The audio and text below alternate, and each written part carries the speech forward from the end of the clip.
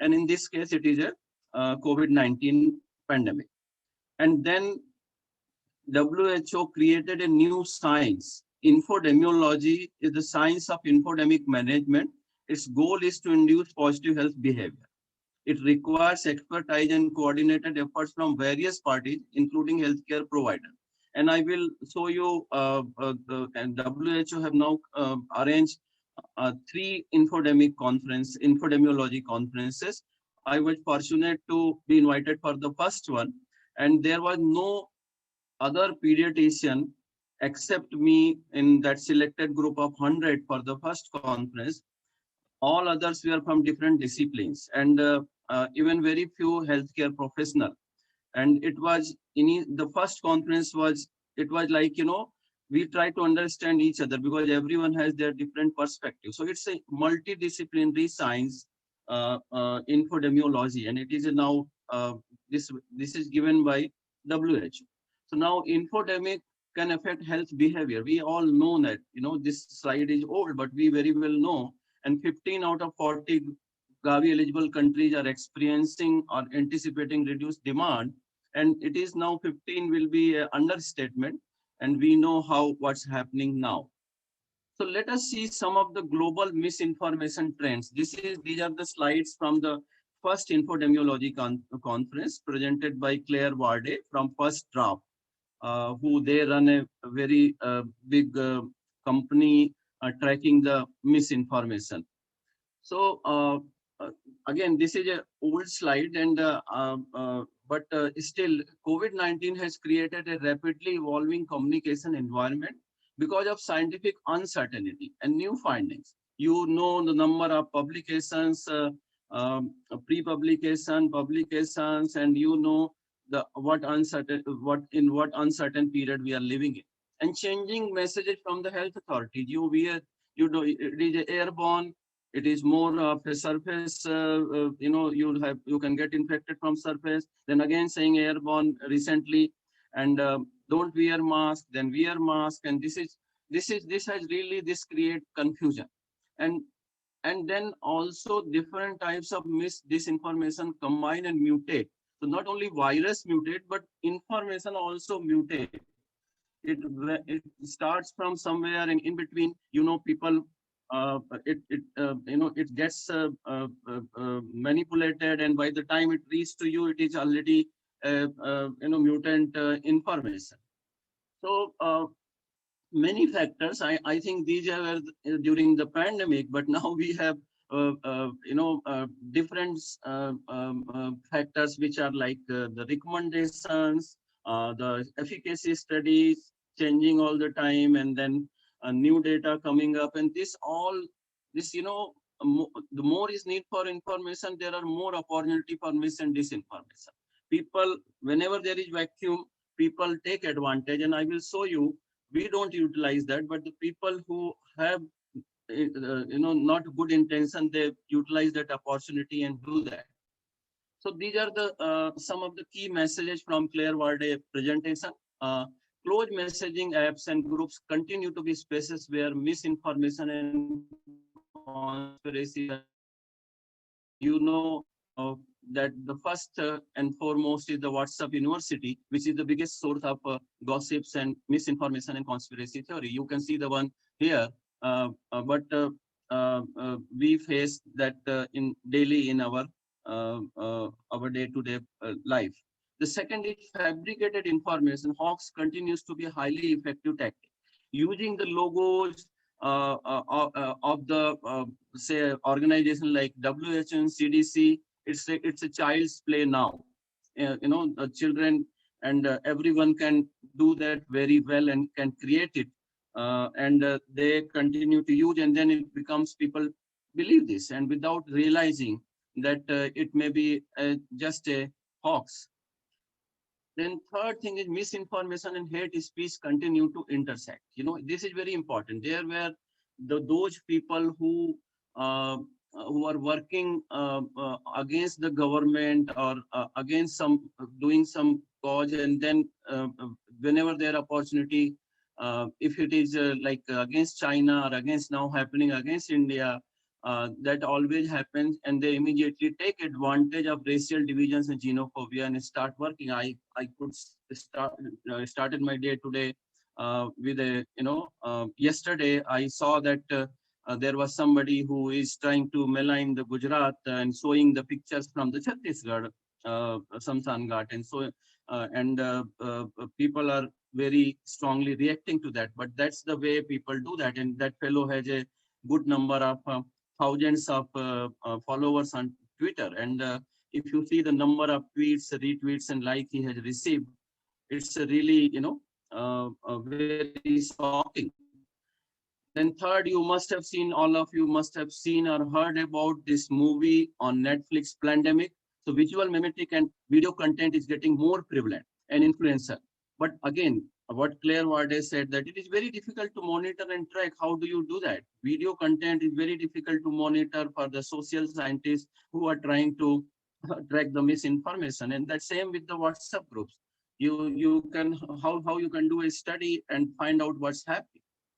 And finally, the conspiracy content was previously was considered to be within the family groups and like a gossip, or maybe, what being discussed in the closed group in villages, in maybe chopals, and now it has come to mainstream. You can see that 5G kills.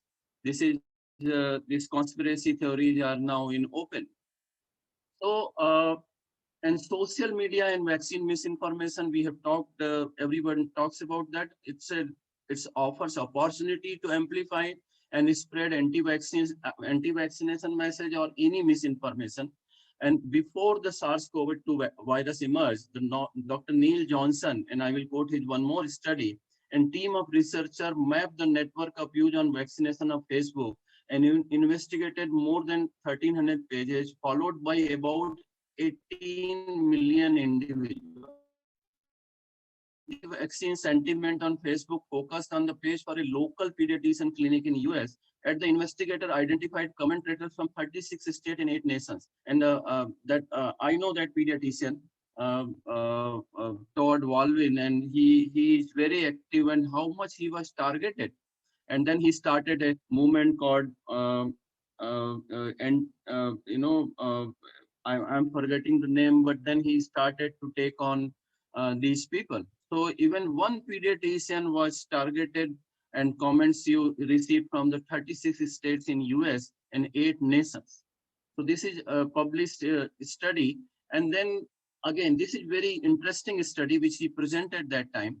Neil Johnson and team, and they have. So this is the study published in Nature.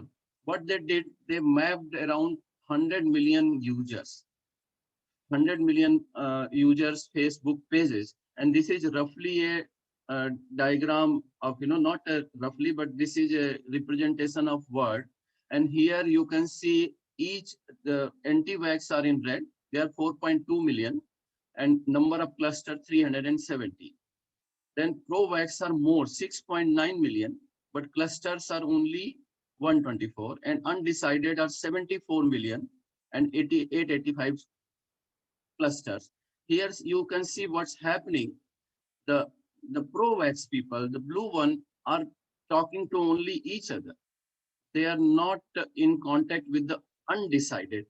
But while these red dots people, anti-vax people, are communicating across the world, and they are engaging the undecided.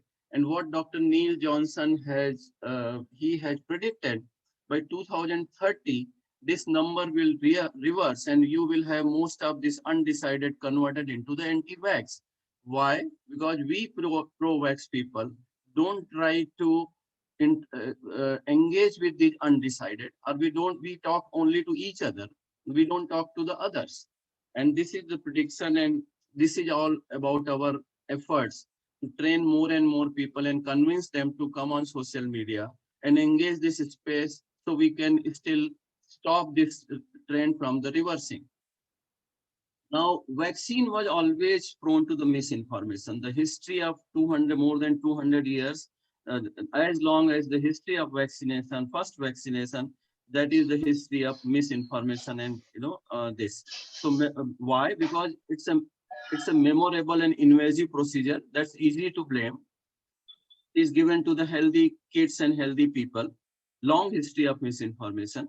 Previous immunization program failures. We know about polio, how badly this switch was say managed, and how it took so long in India, and in other parts of world we are still struggling. There are other failure of the programs where we could not do very well. Then media reporting of adverse events. Media doesn't differentiate between adverse events following immunization and side effects. I can still see some time ago, one journalist just tweeted 400 AFI after the vaccination, or 400 or 800, whatever. But she does not mention that most of these were, it was the minor AFI. And it is AFI. You cannot tell the public that it is AFI. It is which is reported after every event. It is event. It is not a side effect like drugs. And this is the meticulous system, but it's very difficult. That's the way headlines are made, and we will talk about that. And misinformation can definitely lead to vaccine hesitancy. In these studies, which are quoted here, exposure to anti-vaccine content on social media can influence vaccination opinion and drive hesitancy. And current COVID-19 caused immunity gap for RI in leaving more children. Sorry, this is not relevant here. And there is now this COVID-19 misinformation initially, and vaccine misinformation that's now overlapping. The pandemic is an attempt to future further vaccine sales. Vaccine contains microchips. Vaccines are secretly being tested in certain parts of the world. This may not be true in India now, but I attended a conference of Africa, and there are these what we had in early days have is still it's still very strongly believed there, and it is changing. It's a changing. With the new studies and new findings, daily it's a new narrative. And now for a lot of these, it's all COVID now. Those people who anti-vax movement, fortunately, we don't have very organized anti-vaccine movement in India. There were some groups, and I don't know, not some groups, one group, but they are lying low, or maybe working behind the curtain. But in US and Western, Europe, there these anti-vaccine movement has become more organized, and they have utilized COVID as an opportunity to further their agenda. And if you read from the first draft, if you subscribe to their newsletter, you will know what's happening across the world. One day it's a Johnson & Johnson vaccine targeted. For a long time, AstraZeneca vaccine was targeted, and so on. So this is the first conference which I attended in 29 June to 21st July. So there were two plenary sessions, and then there were a small group discussion, and finally the plenary and briefing. And this was the first conference to develop the agenda and see how it will work. And after that, a lot of work has been done, and many of the research questions have been organized, and it's already submitted for the publication. Infodemiology managers training have been done by WHO for the young say infodemiology managers. So there is a now talk about having infodemiology manager in every country, and it should be actually in every state, because here still we are in early stage to tell them. I know when we joined immunization task force of Gujarat in January, late December and January, when Chief Minister invited me to brief him and the other, and Dr. Nitin Bhai Patel and other. And then that time, when I shared these resources, there was no takers, and that this could happen, and we can see now how much damage has been done. And it's still, because we don't have this system in place, So still through all of us, we need to see that people are trained, and every department, every immunization division has a behavioral scientist and infodemiology manager. It's a like a full-time job. So, but the good news is people still trust their health workers. So this is the second what Satish has given me, vaccine trust. We are still the trusted source, and pediatricians are definitely in unique position.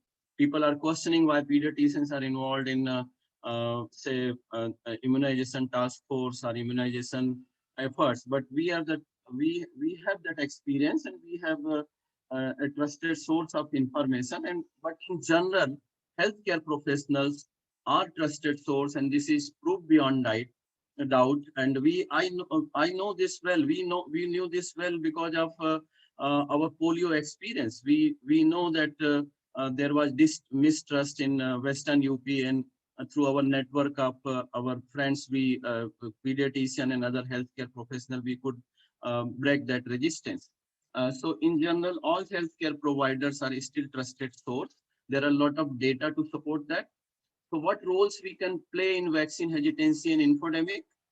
First thing is that a clear recommendation, from Indian Academy of Pediatrics drives the vaccine uptake. It changes the scenario, whatever we say, but a clear recommendation from a healthcare professional body is very, very important. Until now, it was say pediatric vaccination. So any vaccination recommendation, immunization recommendation from Indian Academy has a lot of weightage. Reassurance and vaccine information from the healthcare professional. We have done that, many of us, because it was childhood vaccination MR campaign, and Indian Academy of Pediatrics taken a lead, and they did very well. People, they still believe and change their mind and accept vaccine if it is coming from healthcare professional. The problem what we had in India, that healthcare professional themselves were not very convinced because of various reasons. The interval between doses and many other things, efficacy data, safety data, and all that. So we are multipliers of the vaccine confidence and uptake healthcare professionals. But it's not always easy. It is seen that they underestimate their influence. They don't believe that they can do that. It is also seen that healthcare professional interrupt the parents every few seconds. There is a definite, there is a study which has shown that they have low perceived actual self-efficacy to influence a decision. This is all, for you can see the reference from this paper. I have decreased time to discuss vaccination. What I said, they interrupt parents in between, and use prescriptive actual language to address inquiries, which may have limited effectiveness in changing behavior. I think it will come in the next slide, but this is very important. Uh, it is not important. This is a very good quote from Angus Thompson and Dr. John Sparrow, Paris Sparrow, who said, "It is not important what do you say to the parents or to your clients. It is important how do you say that." So, but we don't do that. We focus on what do we say. So trust in the is the so in the source of information more, maybe more important than what is in the information. So this is, we have to utilize that trust what people have in us. And so Satish mentioned you. We have this leadership forum. We also run a very big program which is open to all healthcare professionals, and already around 2,500 people are trained from 121 countries. It's IPA Vaccine Trust Project, which I can share with Satish, and you can do that. And people have found it very useful. So we realize that healthcare professionals need to learn interpersonal communication. We also, it's a not the mastery in the, say, WhatsApp or in the Facebook, but you have to learn also how do we do social media engagement with those undecided and other people. and also media management. Whatever anything happens in India, it is, your district immunization officer or chief medical officer will catch you. Till now, it was pediatric vaccination. Anything happens, we are put in front. Indian Academy is brought in the front, and you have to tackle that. But everyone is not trained in the media management.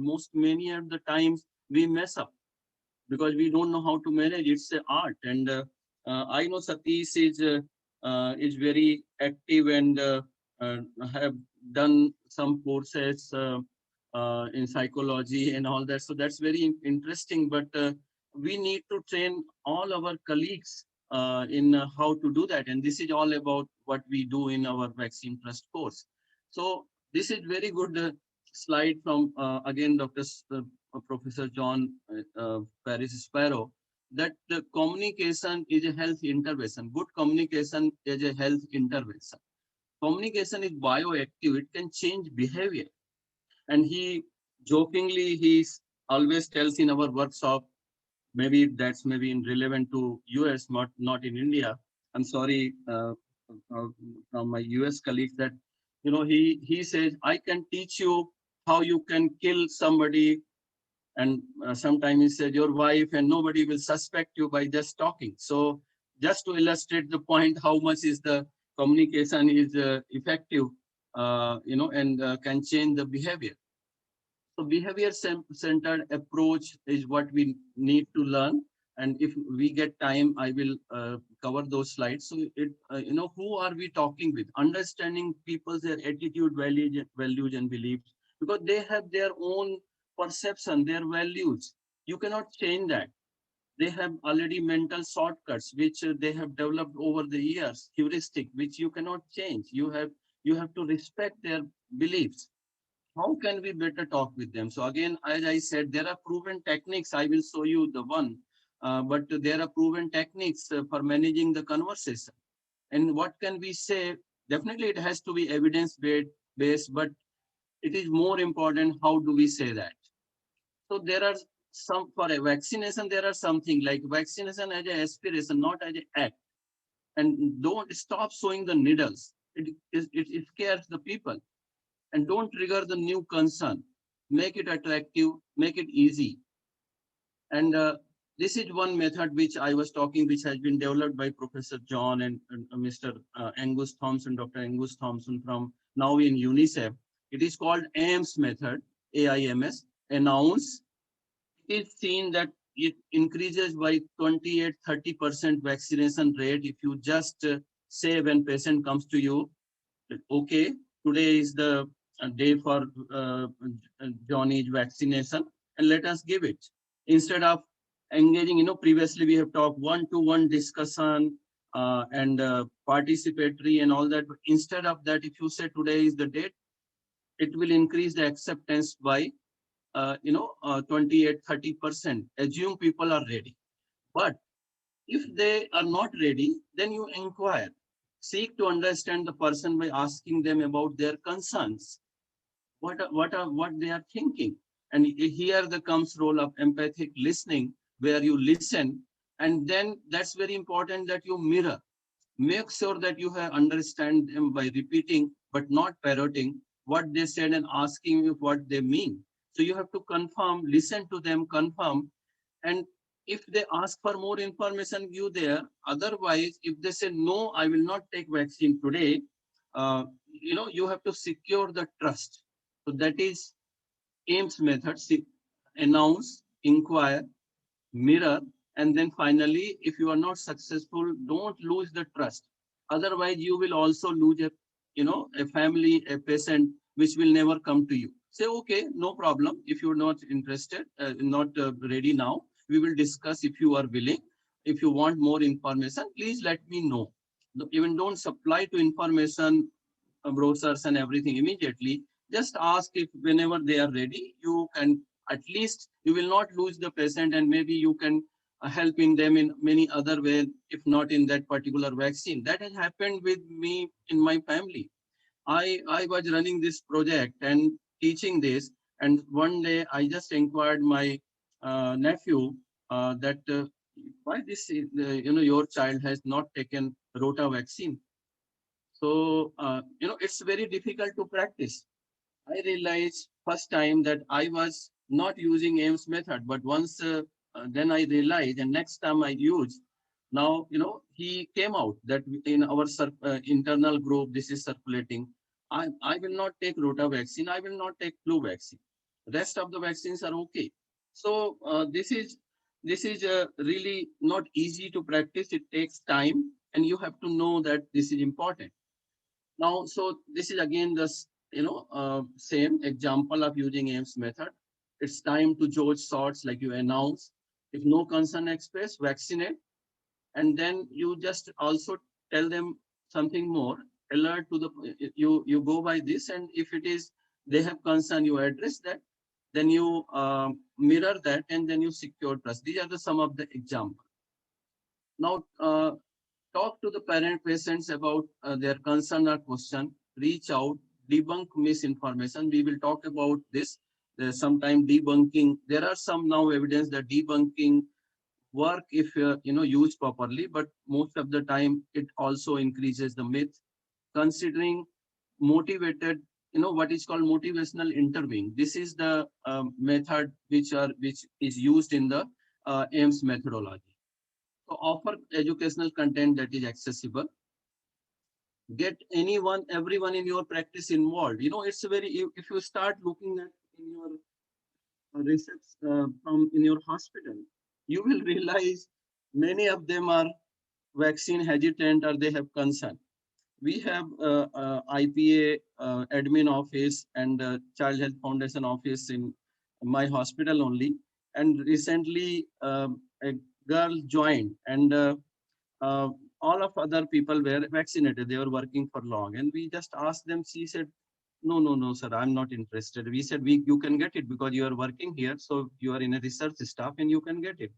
They said, no, no, no, no. And then, we realized that she has concern because of because her mother is not willing, and she doesn't want to hurt her mother. And finally, just 2 weeks back, she suddenly called and said, sir, I want to get vaccinated. My mother is getting vaccinated and I also want to get vaccinated. So, it's a, you will find vaccine hesitant people near you in your house, in maybe in your housemate, in your hospital, and involve them in your practice, explain them, also teach them Ames methodology, and first convince them, then only you can convince others. So it as it is written, culture of immunization start at front desk and extend into waiting room, to exam room, and finally to checkout desk. This is very, very important. You have to involve everyone, debunk misinformation in safe and creative ways. But it's very tricky. You have to be very clear that you do not ignore uh, say influential behavior of the provider. Do not publicly point out they are wrong, which is our we do many a times. We point out you are wrong, you have done this wrong. Never do that. Particularly we will discuss about the WhatsApp, and that you should never do that. And so empathy, do not make the conversation feel like you versus the sharer. It should be not like that. Now we need to follow the best practice, and this is not for exactly for us, but through all of you, we want to convey this to the journalist. This is how the headlines are made. Is 5G going to kill us all? And when you read the detail, it will say no, it is not going to kill you all. Even WHO, I will show you the WHO make headlines like this. And now, once because this new discipline is developing, they have realized a study suggests that tweets mocking 5G conspiracy theory about COVID-19 may have inadvertently popularized it. So that is true. If you know, most of us have a habit of forwarding the WhatsApp message, and then we write, is this true? That's not the way. Your intention may be good, but it is one, you are reinforcing the myth. The people see it more and more times, particularly those who don't understand. They remember the headlines, and they don't, nobody reads the full content. They will remember these things, and that will affect their mind. So whatever they do, but still that will not go out of their mind, particularly the lay people. This is very interesting. This is by an Australian researcher. And this is a new concept which is called vaccine for the misinformation or pre-bunking. So what he said, I found that explaining the misinformation technique completely neutralize the misinformation influence without even mentioning the misinformation specifically. Nobody likes to be fooled. If you tell them in advance that this is likely this type of, without say the explain the technique, that some people use this manipulated content, fabricated content, or out of context content, and people know that when it comes, then nobody, as you say, whether you are conservative or liberal, no one wants to be deceived by misleading techniques. Okay, you will say, okay, I know I'm being fooled, and you will people will not believe that. This can be done and this should be done. Unfortunately, in spite of our recommendation, this has not been done, and we are facing that. I can give many examples. If you say Covaxin was approved, no, and DCGI have given some explanation why it was done, uh, then there would have been lesser, like what Dr. Arora did in many forum, that very, very honest and transparent, that it's for the emergency use, the immunogenicity and safety data is okay, but he just, blindly. So this is not exactly pre-bunking, but if you, like we expected that people will get the COVID cases after 1 or 2 doses of vaccine, and through leadership forum and other videos, we have tried to do that said that in advance, but it's not, it has to be done by the government at it's a top level. So warning people, and also techniques that people will use, what techniques they will use, then it is called pre-bunking, uh, and it works. Debunking may or may not work. If you're not done properly, it may reinforce the myth, but pre-bunking works. Then another way, the most of the anti-vaccine movement in the West, you are the funded by the, the many of them are very well funded, and they sell the natural health products on their website. You will find natural health products, and we have friends from US here who can tell us more, because we don't see that phenomena here. Uh, Political gain we have already seen happening in many countries, and the most important, social or psychological reasons. This is the why people are first to you. You must have noticed many people who are always first in all the WhatsApp group to forward it. They want to be first to prove their importance, and that how much care they do about it. But so that's a social or psychological reason. So you have to understand, and if there is something falsehood, then you consider, you have to explain their motive. Instead of targeting the content, you target the motives. You can point out if somebody is promoting anti-vax sentiment to make money, selling something, or political. So this is the one way to handle the misinformation. Now, again, we need to better explaining tactics and techniques. So what are the seven? There are 7 forms of information disorder. This is from the first term. Well, first is the satire or parody. There is no intention to cause harm, but has potential to fool. Then misleading content, misleading use of information to frame an issue or individual. Imposter content, when genuine sources are impersonated. This is like putting the logo of WHO and all that. Fabricated content, new content is 100% false, designed to deceive and do harm. There is no truth in that. Then false connection. You must have seen, as I said, this Gujarat tweet is showing the say crematorium from the Chhattisgarh, and somebody pointed out, because now it is there are tools available, when headlines, visuals, or caption don't support the content. When sorry, this is false content, when genuine content is shared with false contextual information. So this is and manipulated content, when genuine information or imagery is manipulated to deceive. So these are the 7 type of information described by first draft, and many of these are overlapping.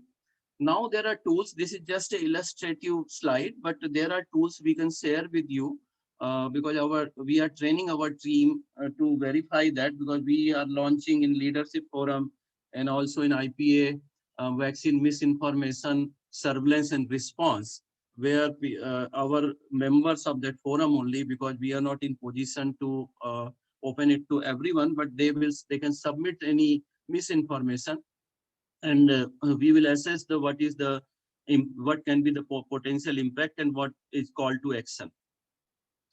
So maintain a social media presence and start working on vaccine advocacy.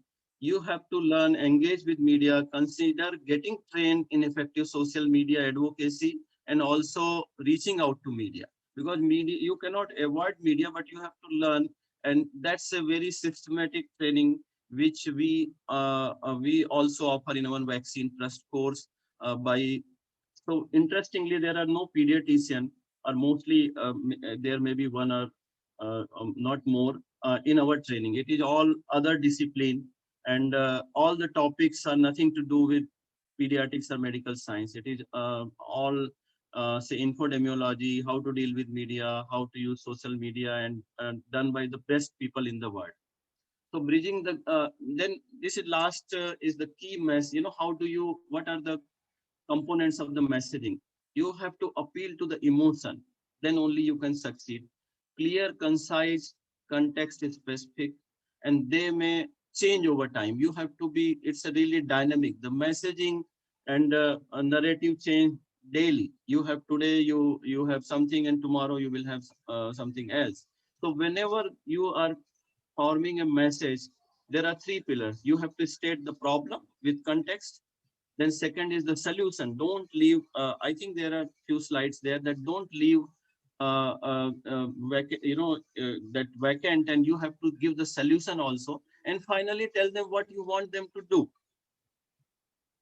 Otherwise, without call to action, it is incomplete. So message should always be tailored to the primary target audience. Messages have 3 parts: the problem, solution, and call to action. And effective messaging takes into account the primary audience motivations and priorities. So I think I will stop here, Satish. Yes, I think. Do you have any more presentation, like you're talking about 2-part, or you covered everything that you wanted? No, there is a presentation, but I don't think you have time. Okay, so that part we can take in this next 10 minutes or so. You can extemporarily talk about what you wanted to say in the second presentation. There is behavior science behind vaccine acceptance. I think we can skip this presentation. Yeah, I will leave this with you, because this is very, very interesting, and people can go at, I never realized I took so much of time. No problem. It's your passion, so you would always take more time. Yeah. So, Naveen, can you just stop sharing so that we can start discussion? Yes. Yes. You can switch on your video now. Okay. You have to, allow me. Okay.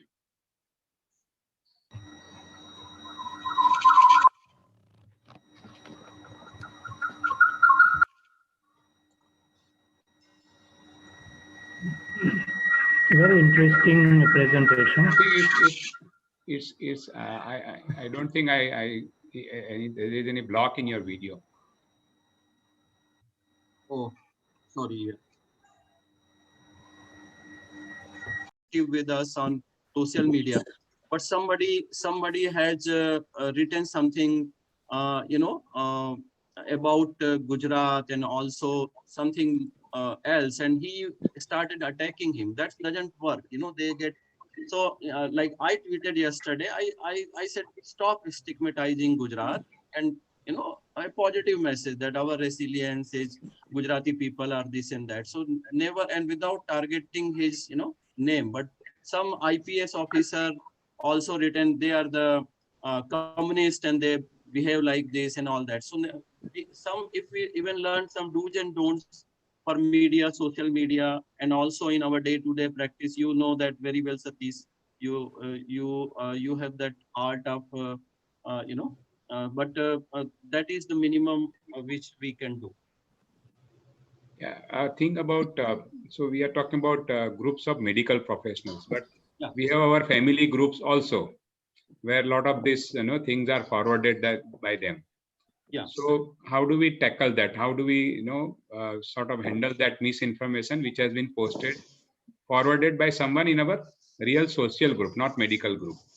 Yeah, so there were very good slides by Claire Ward. Don't mute the your uncles. There are many uncles of all the ages in all the groups, which they go on doing this, but they, don't point out that you are wrong and all that. Try to engage with them and see, okay, you have this information. Can you share the source from where you got this information? And then better you explain in group that what are the tactics used by people to fool. So concentrate on techniques and tactics what are used, and people then they understand when it comes, that. So and engage with them, and you make be don't criticize them, otherwise they will be really, it doesn't make any difference. The next time they will do it more. So engage with them and they will be on your side. They will understand that we are doing harm to ourselves and our family, so that's a very, very, very what I do, I even don't engage in that group immediately. I most of the time I respond by personal messages. So I get engaged on personal message with them, and then see that explain them that these are the some of the techniques which are being used. We should not be doing that, and this is the evidence that this reinforces the myth. So it's a gradual process to be engaged with them. I think this is a very wonderful tip, because most of the time what happens in social groups is that, the person who knows the fact, to him any misinformation is very provoking. He immediately attempts to debunk it, and that backfires, and people actually end up fighting in the groups. Yeah. So tell us something about behavior science. Now, what you have not talked about, I mean, we left that presentation, but you can briefly tell what is behavior science you are talking about in context Just a of this minute. topic. Yeah, let me stop my. Uh, Satish bhai Yes, Tushar. and Dr. Tushar. Yes. Naveen bhai, what is my observation is that if you take a vaccine and if you have a positive effect, then the only 15 or 20 people will take the vaccine because you have taken. But if it goes in the wrong way, suppose if there is a symptomatology is there like fever or something like that, so bakina 150 jana vaccine like that is an Indian mentality. It becomes in my cases. Even if I taken a 2 COVID vaccine, I became a COVID positive after 1 month. પણ એની અંદર શું છે કે મને જોઈને લોકો એવું કહે કે જો ડોક્ટરને પણ આપણને કોવિડ તો થયો ને એટલે બીજા 500 જણા વેક્સિન લેવાનું બંધ કરી દેશે આપણા નિયર એન્ડ ડિયરમાં. પણ હું એમને કહું કે ભાઈ જો એની વિરુલન્સ ઓછી થઈ છે તો બીજા 5 જ જણા મોટિવેટ થશે. So how to tackle this type of the messages in personal level, and this is purely a Indian mentality in all the way. So this we cannot prevent it, and that is the biggest problem in this social culture. કે ભાઈ એક જ જણો vaccine લે છે ને આવું થાય છે તો બીજા માસ પીપલ બંધ કરી દે છે. So I see this is the most fundamental factor to not to take the vaccine. Yeah, so I fully agree with you, Tushar bhai, and here comes the role of pre-bunking. If you communicate that in advance, that's the problem with government. I say in most of the session, we prepared everything, we just failed to judge the minds of the people. That's the problem. That was, when we started, there was a low season. Now it's a explosive outbreak. And when you are doing that, and when we have given vaccine, and maybe whatever may be US data, but there was evidence that with 2 doses at 4 weeks, you will have 54%, and by 6-8 weeks, you will have this, and no vaccine was 100% effective. So you have to tell that in advance. What we promised, you will get vaccine, you will not. Who has communicated we were doing it from beginning that please concentrate on hospitalization, death, and efficacy against hospitalization, serious disease, and death. Everybody was talking about 54%, 95%. Satish, you remember, you also asked in one group, should we wait for the 95% efficacy? But you took it on first day.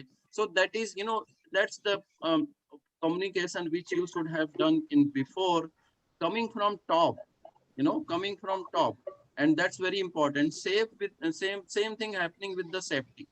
If you pre-bunk, you say that, yes, this is the blood clots and these are very, very rare. But if the normal background rate is this, and people nowadays, many of them understand. Like, you got COVID after 2 doses. I got COVID after 1 dose, but it was very mild. And I have to emphasize, you are right that 5 people, but if you convey properly and convey in advance, if there is a fire and you try to, tackle it, it will not work. You have to convey or anticipate and do in advance. We did with many of our, Satish and also many others in our leadership forum, but that's a lot of efforts. Many of the countries have done that very well. You remember the Singapore Prime Minister preparing the population for the, that this may happen. So honest and transparent communication with some pre-bunking tech, would work better. See, it is all right to say that, but if you see that, if I have a lot of friends in US and UK, so everybody has taken the vaccine, but here what happens, even my educated friends also are not taking the vaccine. So Indian mentality is the first factor to reject this vaccine. Sometimes that is main factor. You have to understand the Indian mentality, why they are doing this, and that's the behavior science, and that then you can tackle that, Okay, So I know what you are saying, but they have a different mentality in US and UK. They have their own problems. We have our own problems. Okay. When doctors started getting vaccination, like we took on the first day, a lot of other health workers come forward. When Prime Minister Modi started taking and took Covaxin, there were a lot of demand for Covaxin. So we have a hard mentality, and we have to work, phrase our messaging according that.